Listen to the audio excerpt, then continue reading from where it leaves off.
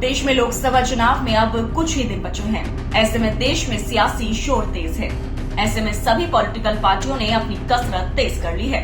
तो इस बीच EVM VVPAT को लेकर अब सवाल उठ रहे हैं। चुनाव से पहले एक बार फिर ईवीएम के सभी वोटों की गिनती वीवीपैट की पर्चियों से कराने की मांग उठी है और ये मामला सुप्रीम कोर्ट में पहुंच गया है। यानी लोकसभा चुनाव के पहले फेज शुरू होने के ठीक 3 दिन पहले इस मामले पर सुनवाई तय की गई है। बता दें कि 19 अप्रैल को पहले चरण का मतदान होना है। दरअसल मार्च 2023 में एसोसिएशन फॉर डेमोक्रेटिक रिफॉर्म्स ने ईवीएम वोटों और वीवीपैट की पर्चियों का मिलान करने की मांग को लेकर याचिका दायर की थी।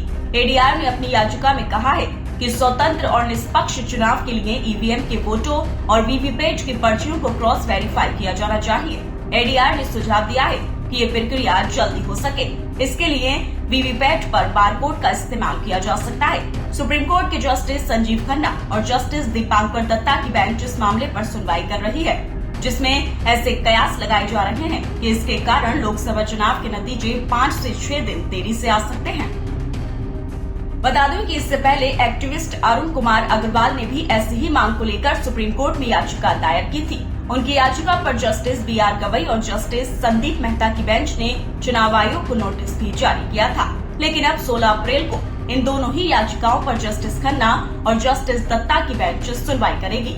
हालांकि ये पहली बार नहीं है जब ईवीएम में दर्ज वोटों और वीवीपैट की पर्चियों के मिलान को लेकर सुप्रीम कोर्ट में याचिका दायर हुई है। 2019 के लोकसभा चुनाव से पहले 21 विपक्षी पार्टियों ने सुप्रीम कोर्ट में एक याचिका दायर की थी। इस याचिका में विपक्षी पार्टियों ने मांग की थी कि हर लोकसभा क्षेत्र के 50% ईवीएम वोटों को वीवीपैट की पर्चियों से मिलान किया जाए। इस पर चुनाव आयोग ने सुप्रीम कोर्ट में जवाब दिया था कि अगर हर लोकसभा के 50% ईवीएम वोटों को वीवीपैट से मिलान किया जाएगा तो इससे नतीजे आने में कम से कम 5 दिन का समय लग जाएगा। इसके बाद 8 अप्रैल को सुप्रीम कोर्ट ने इस पर फैसला सुनाया। सुप्रीम कोर्ट ने फैसले में कहा कि हर लोकसभा की 5 ईवीएम और वीवीपैट में डाले गए वोटों को मिलान करने का आदेश दिया था। सुप्रीम कोर्ट के इस फैसले से पहले तक चुनाव आयोग एक ईवीएम में दर्ज वोटों को वीवीपैट की पर्चियों से मिलान करता था।